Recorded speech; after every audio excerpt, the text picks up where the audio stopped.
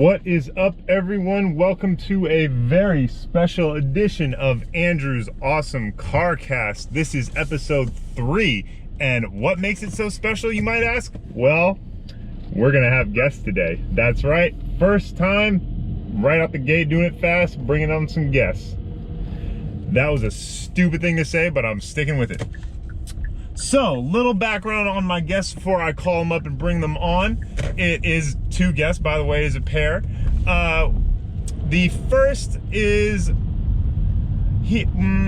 not exactly sure how he would describe himself at the moment, to be honest. I'm sure he'll have a much better description when I bring him on, because obviously it's his own life. He'd be able to describe it best. But currently serving in the military, Air Force, Dimitreus Newell, very chill, very intelligent man, gonna hear from him, and his current fiance, soon to be wife, Rhiannon God damn it. Rhiannon Tabios. Sorry, Rhi, I love you. But yeah, and she is, I cannot remember what her exact title is at work. I know she is child rehabilitation, children's physical therapist, I think might be her exact title. Again, we'll let her properly introduce herself because I'm clearly an idiot. But children's physical therapist and up-and-coming cosplayer.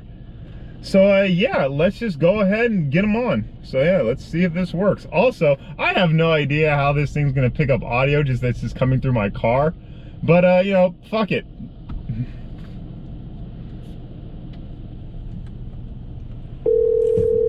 Again, hopefully this is coming through okay. Hello, hello. What's up, Dim? What is going on? King of the office himself. How's it going? Do I hear you as well, Rhi? Hi. Hey, Rhi. Okay, so just so you guys know, I absolutely butchered your intros right there.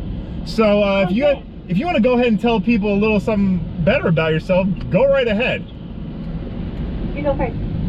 Hi, I'm Demetrius Newell. I am in the active duty United States Air Force. I am a gamer, been a gamer my whole life. I am 30 years old, I'll be 31 in June, and you know, it's a little bit of background about me. Go ahead, Rhi. My name's Rhiannon, but everybody calls me Rhi. I work at a children's fitness center. I also do cosplay on the side and some photography, and I'll be 25 in May. And you can find me on Twitter and Instagram as Rhi Cosplay. Oh, don't worry, there will be links. There will be links in the description of the video, of course. There you go. So yeah, I wasn't too far off with my intro. It wasn't great, but you know, it was all right. I mean, you gotta. We'll figure it out, man. We'll get some more guests on the show. There. It'll be perfect. We'll get there. Also, as I mentioned in my intro, there's no guarantee this ever even goes out. I mean, I'm hoping this audio is coming through okay, but you know, if not, fuck it, whatever. Is this are you having it come through your car speakers or through the phone? Through my car speakers.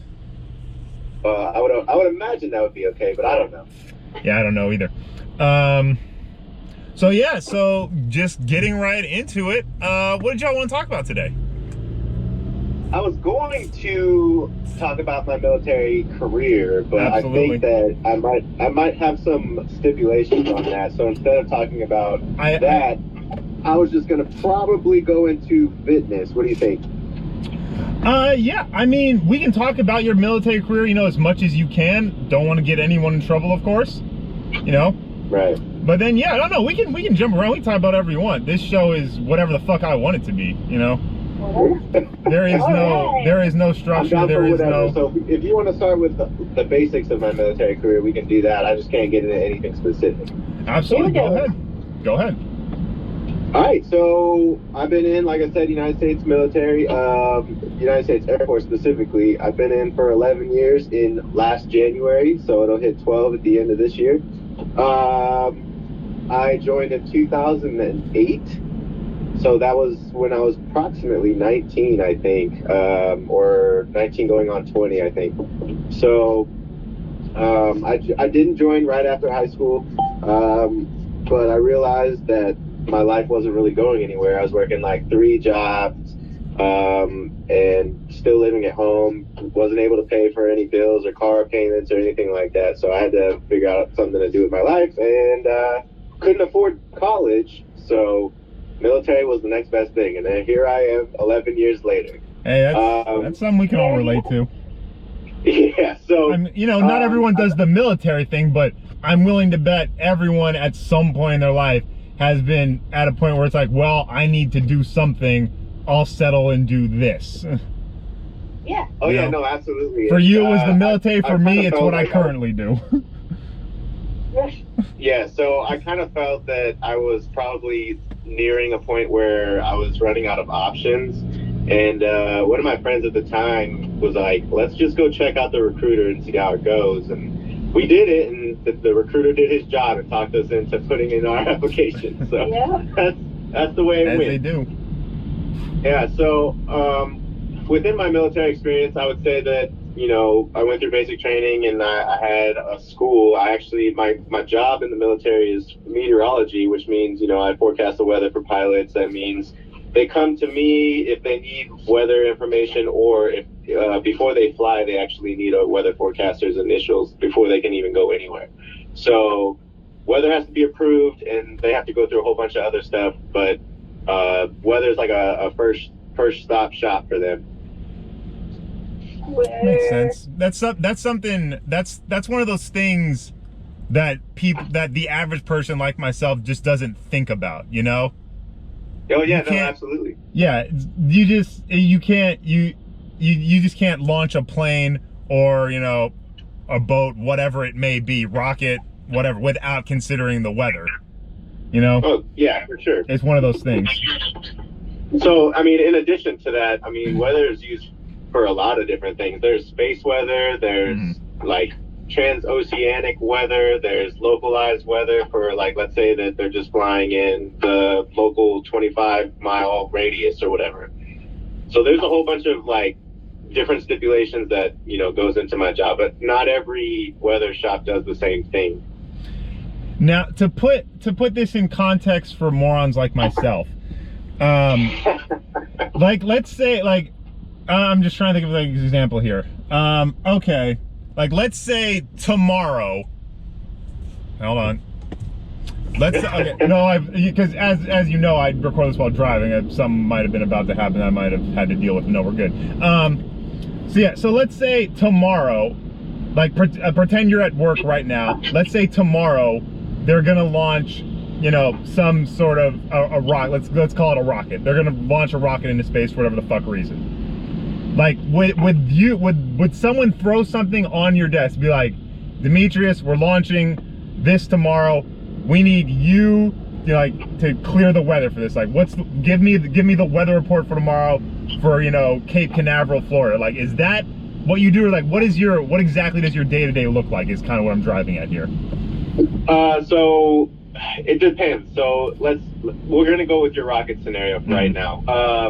So if that was going to happen, let's say that we're going to launch a rocket, that would be planned long in advance. Of course. It could be potentially planned out 2 weeks to like a month or even longer, depending on how important a mission is. So with that being said, they're going to come and get outlooks long before the actual weather brief is due. So they're going to be getting outlooks a week out, 2 weeks out, checking the weather as far out as they can until the actual date. Once the date is there, then we do a written weather brief that consists of a whole bunch of things on it. It gives very in-depth weather forecasts, and usually it's, you know, specific to the hour. So I'm talking like if they needed something for 5 p.m., they're going to want to know exactly what the weather's going to be at 5 p.m. So yeah, it's a lot more specific than, let's say, somebody on localized weather TV who's just like, you know, looking at an overall day, like, oh, it's going to be cloudy today. It's a lot more specific than that. Right. Because they need to know shit like, you know, what's the cloud height? Is it 3,000 feet or is it 10,000 feet? Is it 25,000 feet? What is the visibility going to be at the surface? Is it going to be 7 miles? Is it going to be 2 miles? Is it going to be 1 mile? Things like that. Do they ever actually tell you what you're forecasting the weather for, or they just say, hey, I need the weather in this general area at this general time? They were saying like, hey, I need the weather for this specifically, or do you just get like what are you told? Like, what information are you ever given? So yeah, we'll know again, like if when they're doing the planning stages, they'll give us the information they need and where they're going to need the weather for. So we already know an idea, and it depends on like the base too, like I said. So because there's base weather that does, you know, just all stuff around the base, all the localized stuff, and then there's people who do weather that does like, you know, if somebody's going to be traveling from Virginia to Europe, that might be a whole different weather brief. Right. And you've mentioned this to me in conversations past, and this is something that's taken you all around the world, correct? Oh yeah. Yeah. Where? Yeah, tell us about your travels. Indeed. So I'll give you like a basic rundown of where I've been. So basic training is in Texas. I went from basic training to my tech school, which was approximately 8 months long in Mississippi. From Mississippi, I was after tech school, I went to OJT, on the job training, in Louisiana. I was there for 2 to 3 years, and then I went from there to Korea, South Korea. And I was there for a year. Then I went to Tokyo, lived there for 3 years, and I deployed from there, went to Afghanistan for 6 months, and then came back to Tokyo, and now I'm in Virginia. And for everyone out there, at what point in this cycle, where do you and Rhi get together at this point in the story? Wait a minute. I'll let her handle. Okay. Fair enough. Going back to your travels, Dim. While you were, you know, where the military has taken you, you've also done personal travel. So where have you gone? Like, you wouldn't have been able to do this if you didn't join the military. So yeah, so I've had a lot of opportunities to pay for my own travel, and I've gotten to go to a bunch of different cool places, just as, you know, taking everyday leave. So I've been able to go to Beijing, China. I've been able to go to Sydney. I've been to Bali, Indonesia. I've been Australia. Well, yeah, I said Australia already. So, and then I've been all over the States, and I've flown through Europe, but I haven't actually like gotten out of an airport. So, yeah. So where we fall into the picture, we officially like decided to be together while he was still in Japan. Now, that's a story there. But we've talked before that while he was in Korea, and then a little bit while he was in Mississippi. So it goes back, but officially since he was in Japan. Now, how did that come about? How does that relationship start if you're here in America and he's literally across the world? We knew each other before I joined the military. I was actually best friends with her brother in high school. Yeah. So I've known her. She's been around for over probably 13, close to 15 years now. Yeah. Right. But I mean, so walk me through though. So like, I understand, you know, like it's, you know, so what year is this, by the way, for reference, when you're in Japan? This is I was there from 2013 to 15. Right. Yeah. So clearly you're in there modern times, cell phones, texting, email, IMs, this is all a fucking thing that exists in the world. So how you two communicated is no mystery. But like, how did you form that relationship across the globe? That's interesting. So yeah, we weren't talking at the time. I was in a pretty serious relationship, and he had a relationship while he was there too. And then so we weren't like talking regularly in the year like 2015. And then he messaged me on Facebook and was like, "Hey, I'm coming home." And we just started talking some more, and you know, that's kind of where it was. And then he came home in December of 2015. Okay, we just talked on Facebook and messaged, and then he told me about the app Line, and I downloaded that, and yeah. So we just. So you guys were friends before the relationship, And then, you know, Oh yeah.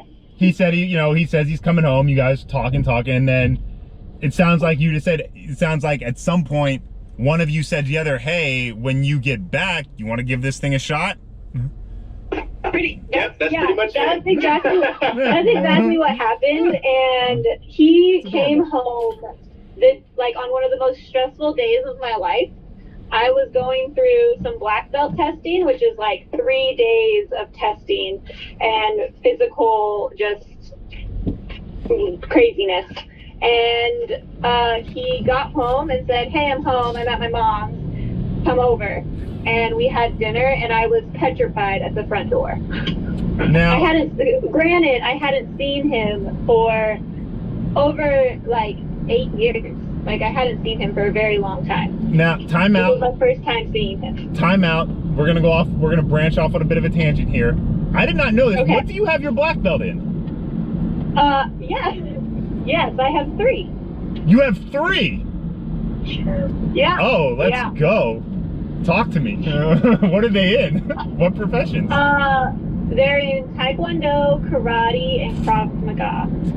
Oh, snap. Yes, now for everyone And who I got might my be Taekwondo one when I was really little. Like, I started Taekwondo when I was 6 or 5 with my dad. So I got that when I was like 12.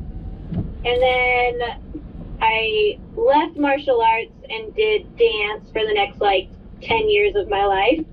And then I rediscovered martial arts like, I don't know, a few years ago, probably like 6 years ago, and trained to get my black belt at this dojo I was working at, and that took about 4 years, and I got it in Krav Maga and karate. Krav Maga. That shit's intense. Now, how did you find that? That shit's intense. And that's not something that I find, at least in my personal experience, I don't know too many people who actually know Krav Maga. I know like maybe 2 or 3. But, so yeah, Krav Maga is not something that I find actively sought here in America, really. At least not in my personal experience. So how did you find Krav Maga? So I was looking for a job, and this dojo back home was like hiring. So I went in and I was like, "Hey, I have experience, in martial arts. I would love to, train and possibly work for you, at the front desk and whatever." So I started off just like working, administrative duties, and then so I saw the classes and what they were doing, and I was like, "Oh, what is that?" And the owner told me what it was and what it was all about, and that's like, it was just a local dojo in my city that taught it, and so that's kind of how I stumbled upon it, and I found it so fantastic, like the art of it, and then just the how well it works. Like, it's the most confident I had ever felt in any martial art that I had trained in to protect myself. And then the drills that I learned and the scenarios that they would put us in was so like realistic that I would be like, wow, like I feel like I'm actually learning something to protect myself, and it was wonderful. So I just kept going. That's crazy. Yeah. Yeah, I never knew that about you. That's awesome. Oh, cool. Good to know too, because now I know you can fuck me up. Yes, if I'm sober. You did a couple of drinks with me, and then I'm like, oh well, all right. But that is fascinating to me. Yeah. So that's the story of us. It's me. Well, it's part of the story, I couldn't do, we couldn't podcast long enough to get the whole story, we're just getting the general picture. Oh, yeah. Absolutely. So yeah, now circling back though to where did we leave off? Oh yeah, so he's coming home from Japan. You guys have talked. Mm-hmm. All that yada yada yada. So he gets back. Yep. What happens next? So I go over to his mom's house that he's staying at, and we have dinner, and yeah, I spend the next 2 weeks with him nonstop. Like, except for Christmas, I went to San Diego. But other than that, we spent New Year's together in 2015, and I was at 2016. Going from 2015 to 2016. But I was with him 24/7 to the point where my family was like, "Where the heck are you? Like, why aren't I seeing you? What's going on?" And I was like, "Well, this is what's happened. I'm with the man that I've had a crush on since I was 13 years old." Oh, dork. So, yeah. Now, I don't believe this was ever an issue for you two, but because it sounds like since Dim's been home,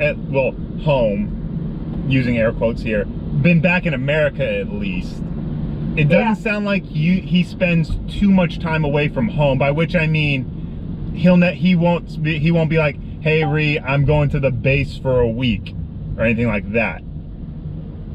Correct me if I'm wrong. No, yeah, he's usually, like, he's home every night, or now every morning, because of his work shift and how it works. But, you know, when he first moved out here to Virginia, we did deal with, like, long distance, if that's what you're getting at. So Yeah. So initially, I had moved, let's go back to when I went home. So I went home for approximately 3 weeks, and then from there, I actually came to Virginia, and I asked her, I believe after I got here, if you wanted to come, right? No. Was it before? Yeah. You asked me like a week after. So I had asked her early on if she wanted to come stay out here, and then it wasn't a quick move. Like, I had to get out here, I had to set up my job, I had to set up a place to live and all that stuff. So she didn't get out here until like 4 months later. So you guys were definitely together for 4 months, living across the country. Yeah. Yep. So now my question now becomes, how the hell did you pull that off? Because I like, as someone who has attempted semi-long distance relationships before and had them fail miserably, I am very curious as to how you guys pulled that off. Well, I think both of us have a good understanding of what we want in a relationship, and it took a lot of positivity from me, but also like lots of video messaging, lots of FaceTiming, lots of just texting, and we've always been two people that could always talk a lot and like have conversations throughout the day about whatever and anything, so that helps a lot. Yeah, so even in the early stages, we literally talk like all day. So she'll be at work or I'll be at work, and we'll be texting each other throughout the day regardless. So like our communication never stops. Yeah. Communication is key, so I'm told. And that's communication was huge. Yeah. So I think as long as you have a specific trust with somebody, it makes it a lot easier. As long as the communication is there, I'm sure that anybody can tell you that communication is going to be the main factor. Obviously, long distance relationships are difficult, and there are going to be times where if I stay in active duty that I might be deploying for 6 months at a time. So you have to kind of understand that if you're going to date somebody in the military or be with somebody in the military, because there are going to be times where it's going to be hard, and that's, you know, it comes with the territory. Yeah. It's an understanding that one person has to have if you're gonna be with somebody in the military. Because like I would never wish long distance on anybody. It's awful, but you know, it's something that you deal with, and it's a decision that you make. Like, and I made it, and I'm happy. I would hope so. I mean, you two just got engaged not too long ago, so. Yep, I'm the happiest I've ever been. That's always good to hear. Always good to hear. But so now, and if I'll ask you this, and if you can't or don't want to talk about it, I can edit this out, no problem. But so can we talk about you about to be leaving the military? Yeah, I mean, I don't know how much we can get into it, but yeah, I can talk about it. Okay, so is there a hard date on that yet? Like, do you know the date? Do you know when your last day is? Not exactly. So I do know the end of my enlistment date. So that is actually sometime in December. I'm not going to specify it, but it's at the end of this year. There are many options that I'm looking at. I'm not looking to get out completely, so I would like to transition into the Guard or Reserve, but I want to try and get an active slot. What the difference is between an active slot and going just regular Guard or Reserve is Guard or Reserve is normally a weekend, a month type duty. So you would wear the uniform for one weekend, and then you would get like a side job somewhere else, but you would still get paid as if you were in the Guard. Now, if I was going to get an active spot in the Guard or Reserve, that would be a full-time job somewhere. Usually it's a base that you want to go to. It's a lot more lenient on, picking your own spot. So I'm trying to get somewhere on the West Coast and get an active spot. But a job, my job specifically, doesn't put openings in the Guard because it's more of an active duty type job. Now this transition, would you be doing the same job or would this be something different but within the same field? What would that look like? So I would still try to do something in meteorology, but transitioning out, there is the chance that I would have to, pretty much cross-train into a completely different job, which is not something I'd want to do, but I'm still willing to give it a chance depending on what the job is. Is meteorology something you enjoy? Because I mean, it's as you said earlier in your story, you enlisted and like kind of found it that way. Now, do you still enjoy it, or do you want to just leave it behind you? So when it comes to enjoyment, this is also something I can't really delve too far into. But what I will say is that I like doing meteorology, but there's a lot of things about the military that I am I have discomfort with.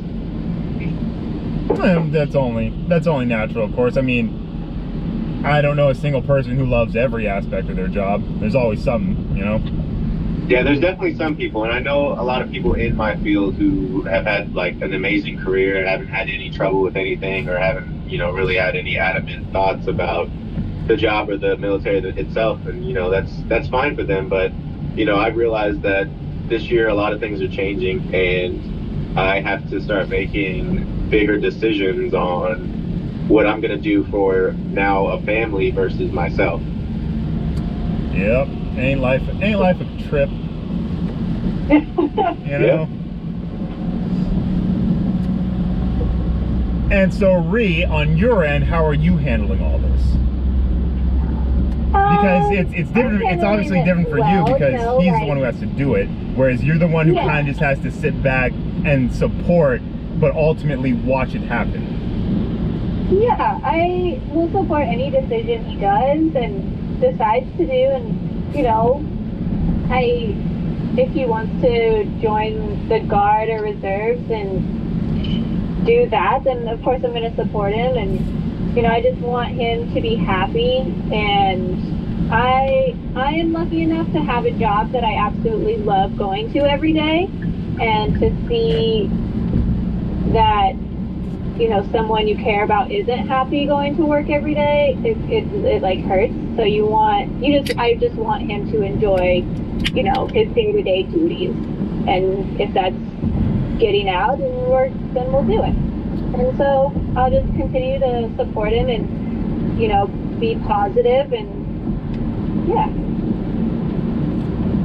God, I hate you two. You're the perfect couple. Get out of here with that. No, we're not perfect in any way. Pretty perfect.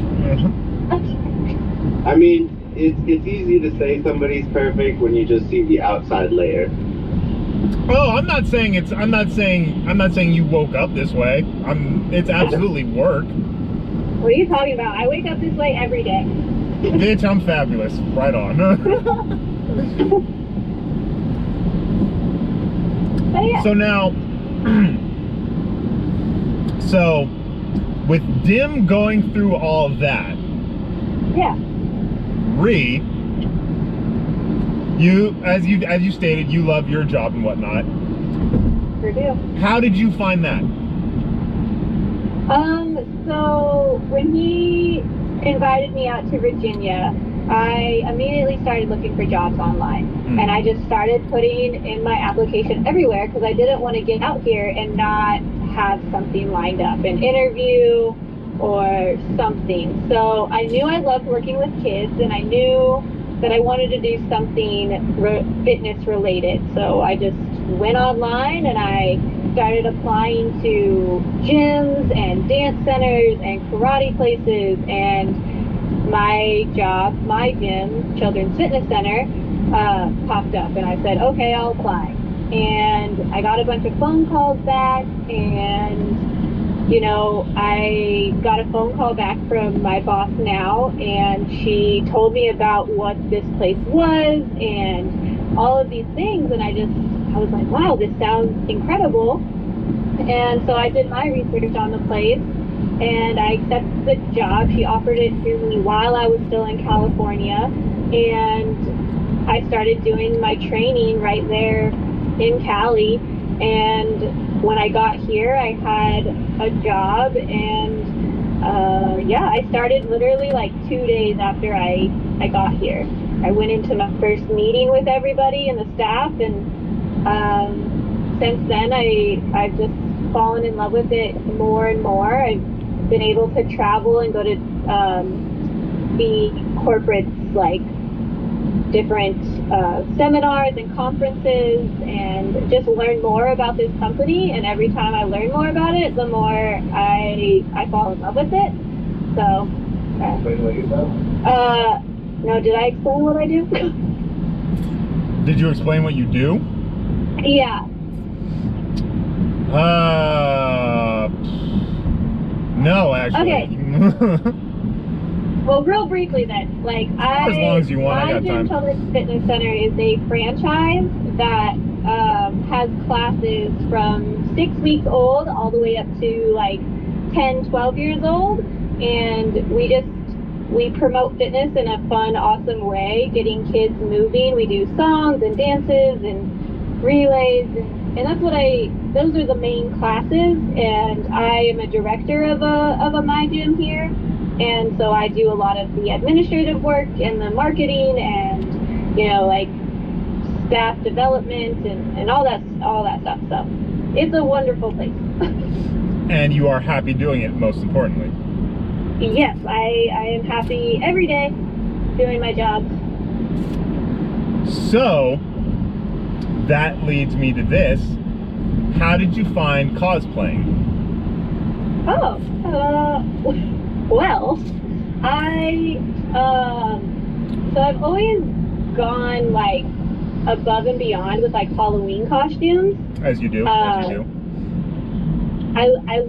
love dressing up. So when I was younger, like my mom would make homemade costumes for me, and you know, so when I got older, like I always made homemade costumes for myself. And then I got into like anime when I was like a freshman in high school, and I started to like really get into this like nerd culture of like anime and stuff. And then yeah, and I still dress up every year for Halloween, and like any chance I would get, like I would dress up. So if it was like an event at a school or something, like I would dress up. And then when Dimitreus was home, he introduced me to Jessica Negri, and I was like, who is this lovely, beautiful, awesome person? And to kind of go with that, like this was when Jessica Negri was still putting out like a weekly YouTube video. Like she would do Mail Mondays, and she would do all these YouTube videos about what her cosplays were and all that type of stuff. She would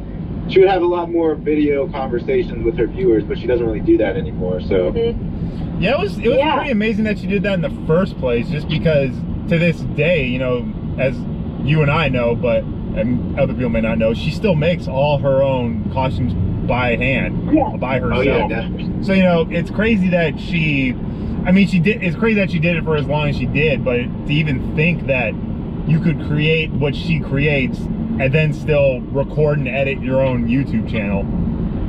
Yeah. Nuts. Absolutely. So I never knew like that. Like I had gone to conventions before, but I never thought of just like, yeah, I could do this as a hobby and like a side job. I never thought of it that way. I just was like, I enjoy doing this.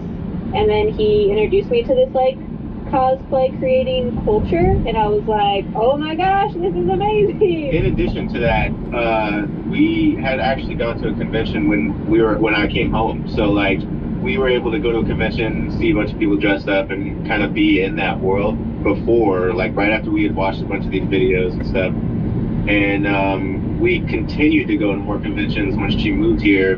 I mean, we've been to a handful of them now. I'd say less than 10, but quite a few of the big ones. We've been to like KatsuCon and a bunch of the ones that they've actually been to, and we got to meet Nigri and Ryan. So yeah. So so just like after all the convention going and everything, I made the decision of just like, I'm gonna give this a try. Like I already love making costumes and dressing up, so why not go for it? So I went Natural for it. progression. Makes sense. Makes sense. Yeah. And I love it. Like, I love that I get to be creative. I've always been a creative person. So, yeah. I think also in 2019 and last year too, you know, with websites like Patreon and a whole bunch of ways to actually, you know, get financial gain from this type of thing, it makes it a lot easier for content creators. Mm-hmm. So she had created her Patreon, what, a year ago now? Yes, May of 2018 on my birthday. Yeah, so it hasn't been that long, and you know, she's still learning, and she's gonna be learning for probably forever with this type of stuff. So like it's gonna be one of those side jobs that may actually turn into something primary later down the road. Maybe. So what would that be? Well, Like- the primary of like like a job cosplaying only. Okay. So you're saying that actually cosplaying, like Jessica, like cosplaying becomes your job, where you're hired out to like be at conventions or, you know, promote this, that, other thing, whatnot. Mm-hmm. Yeah, I mean, it's, you know, when you start a hobby like that, you don't expect to get financial gain at all, really. Like, it's just like when we started Twitch streaming, we didn't expect to get affiliate, but here we are, like 2 months into it, and now getting actual money from, you know, viewers and stuff. So I think the more that you treat something as an actual profession, it's gonna turn into a job. That's an interesting way to look at it, actually. I like to Never really thought of that. like, yeah, like we did Twitch because we wanted to be part of Kind of Funny's extra life, and then, you know, we found enjoyment out of it, and then it just grew from there. And I think the same thing with my costumes and cosplay. Like, I do it because I like to, and I want to share with people the stuff I do. And then if it becomes something bigger, then that's great. So let me ask you this, because this is something I have wondered about from time to time. Because so like Jessica, obviously Mount Everest of cosplay. Like, I offhand can't really think of anyone who comes close to her in terms of fame and just general recognizability. Maybe Vampy Bit Me, maybe her. God, that is just the nerdiest name to say, anyways. But but yeah, so I, you know, like, obviously, like I was saying, she's the Mount Everest peak of it. But so I always thought, so like, if you can't become her, like, what is the goal of a cosplayer? And something that ran through my mind was costumer. Because I mean, Yeah. essentially, that is what you're doing. You are creating your own costumes. So would you ever consider translating that skill to, say, like theater, film, or television? Maybe, like, I would give theater a thought. Film and television, probably not. But, like, theater, maybe. But, like, cosplaying is, like, getting a character and embodying that character, like, finding the things you like about them, and then I get to decide how I want to portray that person. Right. It's not somebody telling me, oh, you need to dress exactly like that person. No, I am taking Kim Possible and making her my own, which is the point of, like, cosplaying. So I don't think I would or could take it to that level. So would you almost say it's fair to say that cosplaying, with the exception of the elite ones who have managed to make a career out of this, Yeah. which, don't get me wrong, there's a decent amount, but I would definitely say that there's a much higher number of people who haven't than those who have. So given that, would you say that it's fair to say that the real goal of the cosplayer is to just be able to, I guess for lack of a better way of saying it, just support the habit, if you will? Because it seems like if you're not at that elite level where you're being hired out for conventions or magazine shoots, what have you, then it becomes more of a job, which, Yeah. what you were just saying, seems like that's not something anyone who cosplaying wants at all. Yeah, and I don't think, like, anybody that cosplays, even, like, they just want to continue to share what they have and the knowledge they have. Like, and yes, that gives them financial gain, and a lot of them are able to do it, like, full time, but they've been doing it for 14 years. Mm-hmm. They have all of this knowledge to share, and then they make, tutorials and books and all of these things that they can share, and all of that contributes to the cosplay community. And same thing with, like, most of the magazines are just from conventions and people sharing their knowledge, and that's the whole cosplay community. It's not, like, if a cosplayer is a guest at a convention, it's because all of these people asked for her to be there, so Right. that convention reaches out to that person. Or him, most likely her. Or him, yes, absolutely, or him. Most likely her, though, let's be real. Yeah, and usually it's always the conventions in that area, because they know that if that guest is there, it's going to bring more people.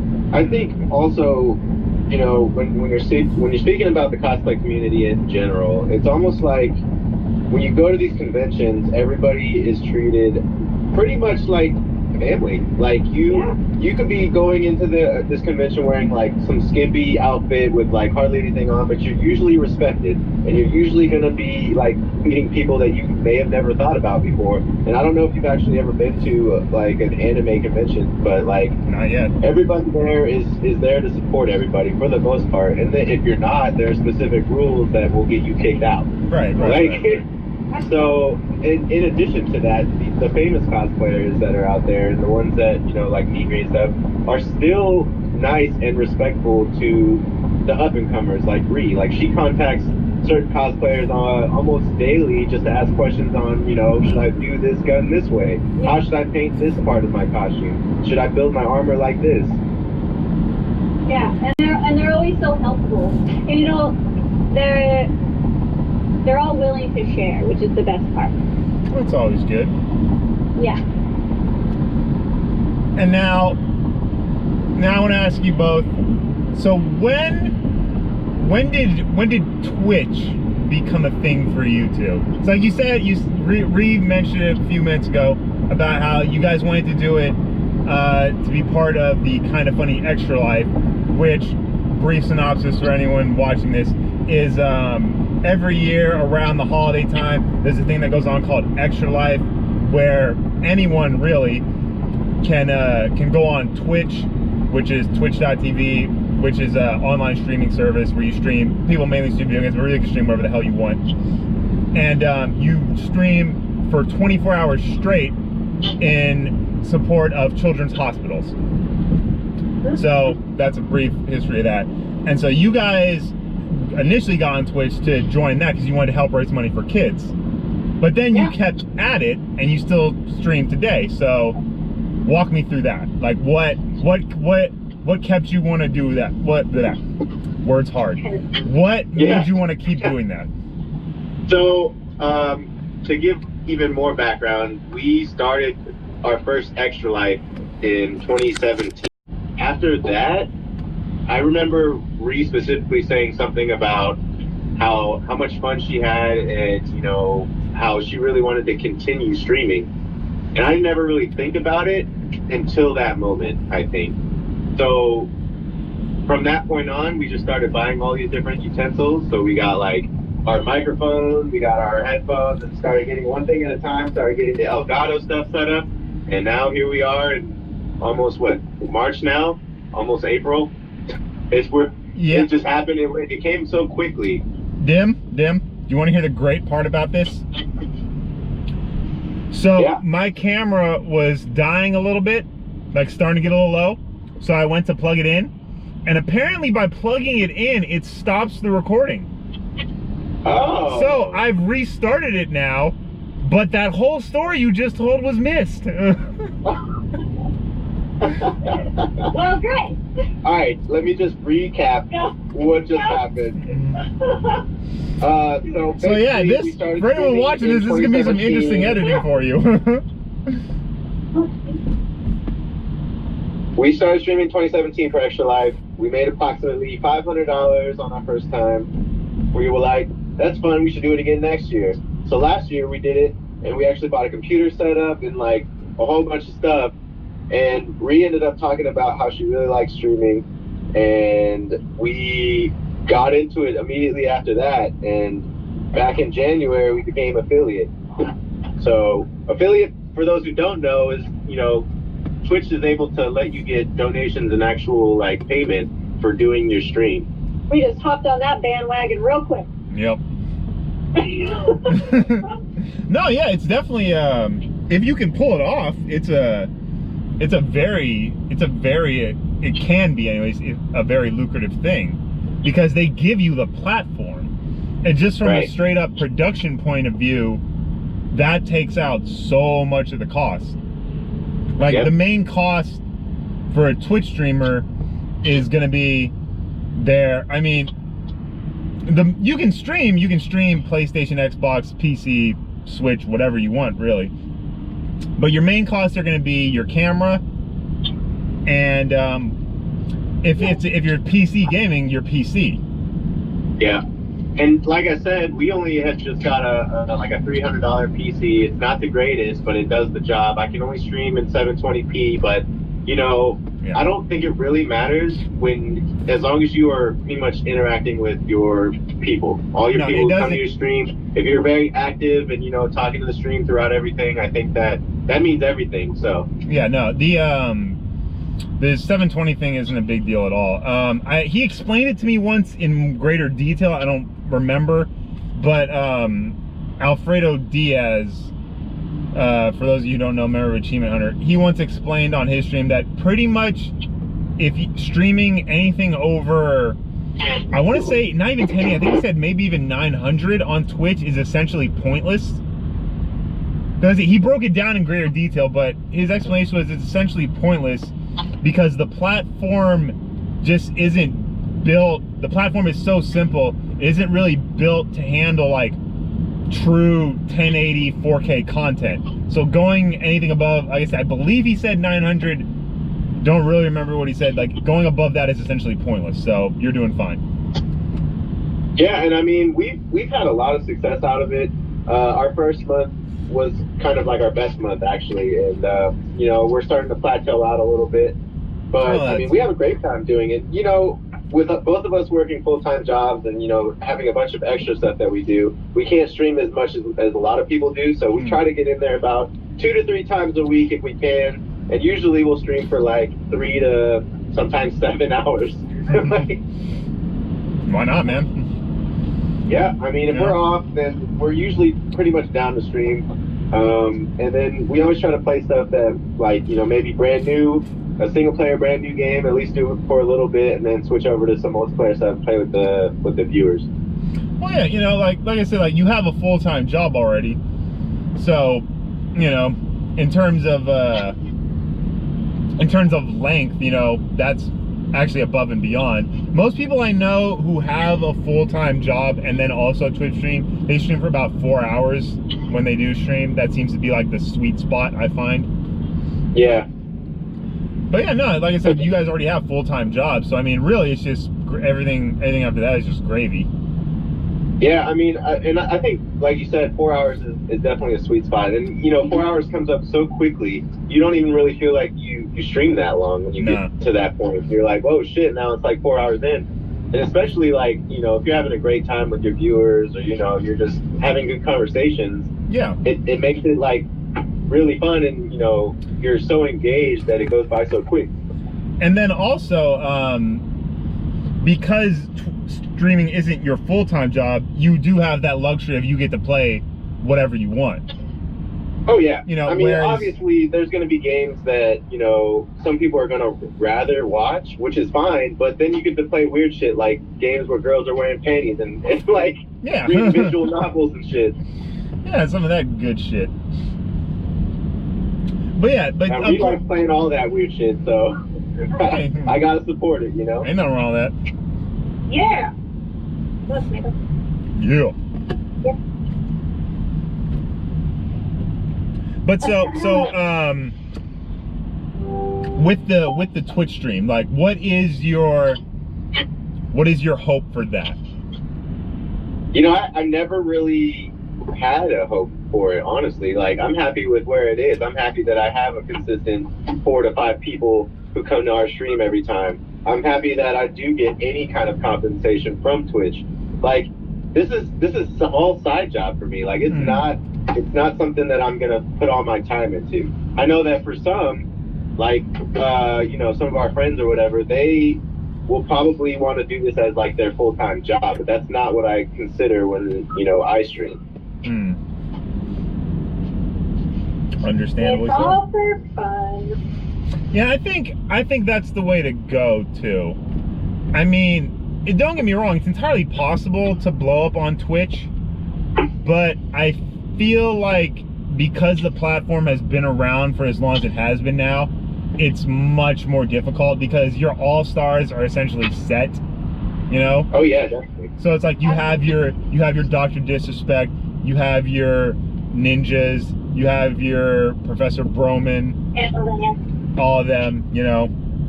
So, and the great thing about them is it doesn't even matter what they're playing. Like, anybody who goes to watch their streams is just going to watch their stream. Like, it doesn't even, like, they could be playing, like, read this book for 4 hours. Well, no, straight actually, and probably still get a bunch of viewers. Actually, don't get me wrong, they're gonna pull a bunch of viewers anyways.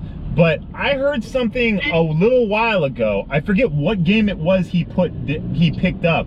But so Ninja, the most popular person on Twitch by far, this is evidenced by the fact that he has a fucking commercial. He has that Samsung commercial. Yep. So yeah, there was a time where he put down, like, he's primarily known for Fortnite, as you and everyone else knows.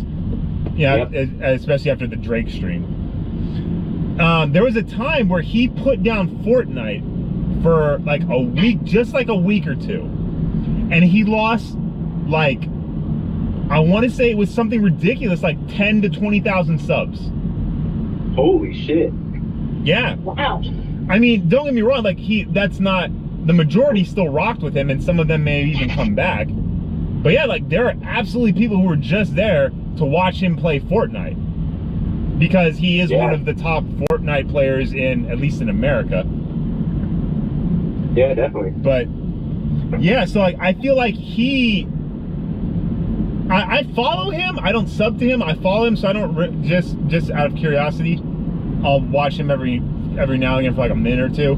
So I don't really Yeah. know what he's playing lately, but he's absolutely one of those people who, as popular as he is sort of shackled to what he can play. Oh yeah, no, and I understand that It's like- too, but I think for us and I think for our local friends that stream, it's all about going to just, you know, say hello to them or like hang out with Yeah. those Oh yeah, people. yeah. For And when you have so many viewers in a Twitch stream, like there's 300 million people talking at one time, you can't even get a word in with these people. yeah, no. True. Yeah, no, Ninja does not interact with his chat at all. That'd be insane. There's too many people in there. Absolutely. Like, so yeah, the smaller streamers, absolutely, interaction is way more important. Which I Way prefer. more important. Yeah, I mean, I prefer that, and I know Rhea prefers it as well. And it's just, you know, I want to get to know these people that I'm viewing. If I'm gonna go give these people money, like I want there to be an interaction.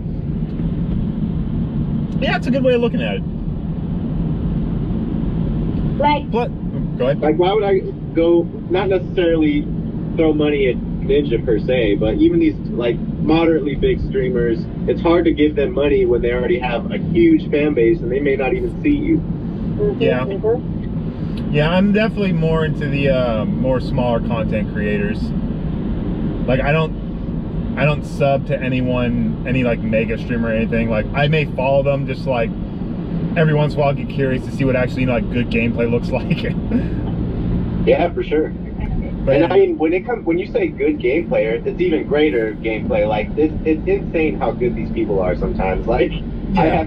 there's no way I'd be able to play games like some of these people. oh no, not at all. Like, and I don't understand it, how people can be that good at a game that I play as well. Like, don't get me wrong, I'm not huge into shooters.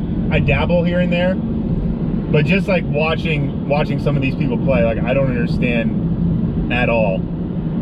Oh yeah, me either. And I really, this brings me to a good point where there are specific people out there, like if you aren't good at some of these games, you're gonna get a lot of hatred for it, and they're gonna be like, oh well, how come you can't be good? This is like the easiest shooter out there, or whatever you're playing, or whatever. And it's just Yeah. like, why bring that hatred around? It's like unnecessary. Haters gonna hate, man.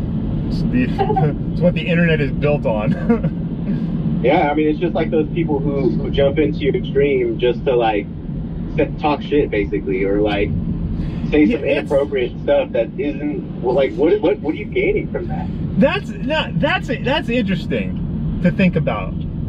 The people who jump into your stream, now I get people jumping into your stream if you're playing a competitive shooter or competitive whatever, and you just rip someone a new asshole.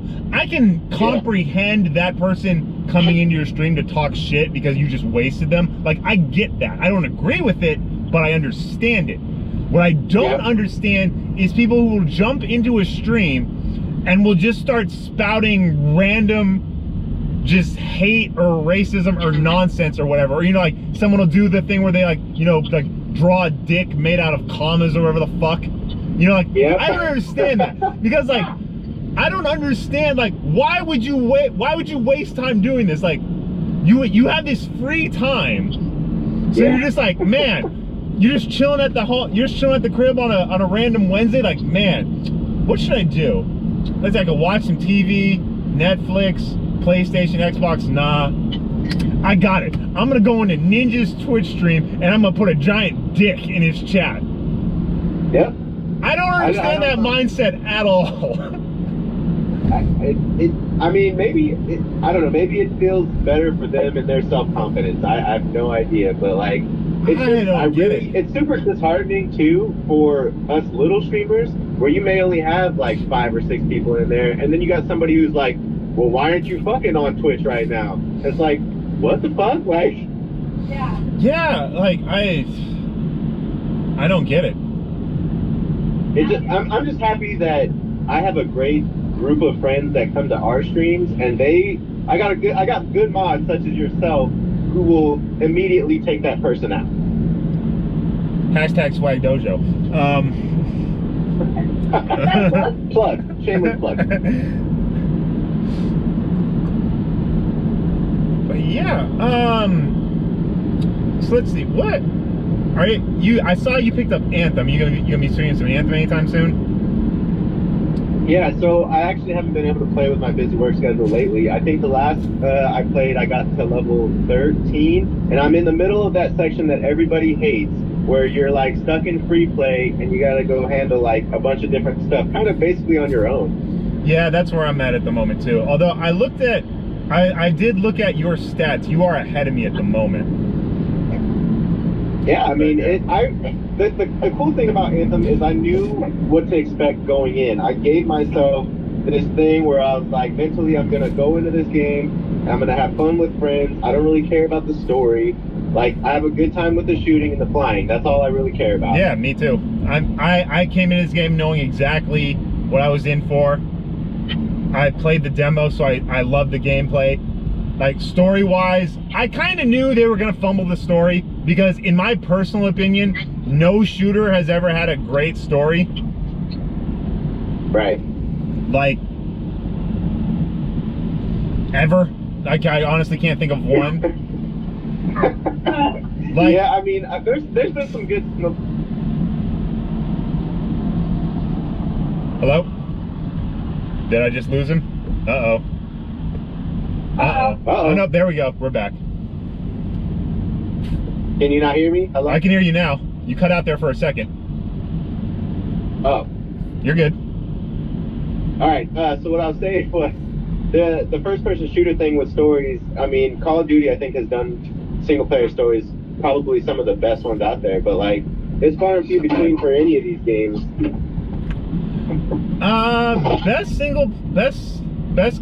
Best shooter story, I would have to say, well, I mean, first-person shooter, maybe Halo, I would say, but Halo's interesting to me. Halo, to me, and a lot of people might disagree with me on this, but I don't know, I find that Halo is not a competitive shooter. It is just a shooter people get competitive in. I could agree with that. Because, like, that game, in my opinion, Halo is about the story. Like, Halo is, like, you play Halo for the campaign. Like, you play it... People play to be Master Chief. Yeah, you play it because you want to see where this story is going. And because it has really great shooting mechanics, people get competitive within the multiplayer aspect of it. But I don't believe that's the selling point of Halo, in my opinion. I think, well, I was never the Halo guy, so I played Halo because my friends were playing Halo, and I think my favorite one was probably Reach, and I think that's just because I knew it was going to be a standalone story. I played, I don't even remember which Halo it was. Like, I bought my, when I got an Xbox 360, I got it like, I didn't get an Xbox 360 at launch, I got a little later in its life cycle. So like when I bought it, it came with a free download version of, I forget which Halo that was at the time. Sure. And so like that's my only experience actually playing Halo. Because it was free, I booted up for a little bit, but like it just didn't speak to me, so I never pursued it. Yeah, I mean, Halo is a very specific shooter. And I think that you either love it or you hate it. There's not like a real middle ground for Halo. Yeah, I'm in that middle ground.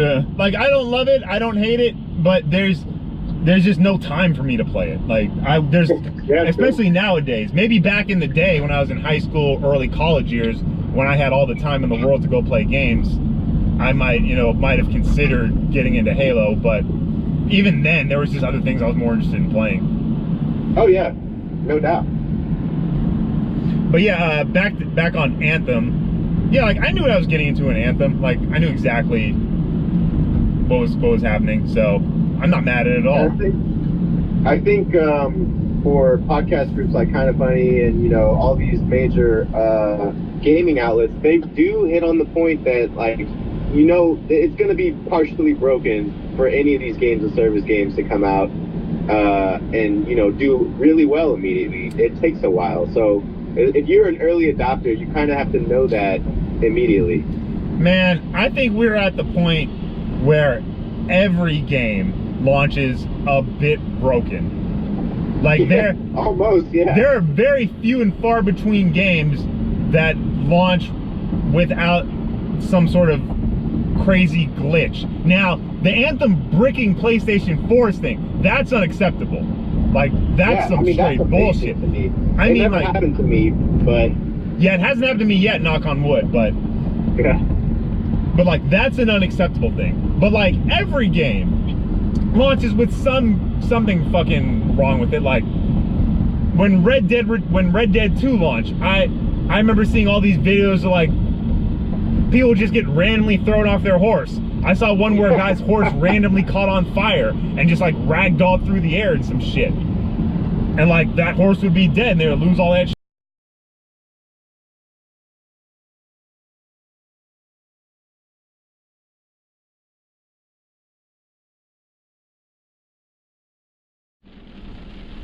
Hey everyone, so once again my camera died out before the end. So yeah, Dim and Rhi had to go, unfortunately, so they weren't able to record a proper outro, so I'm gonna go ahead and do it for them real quick.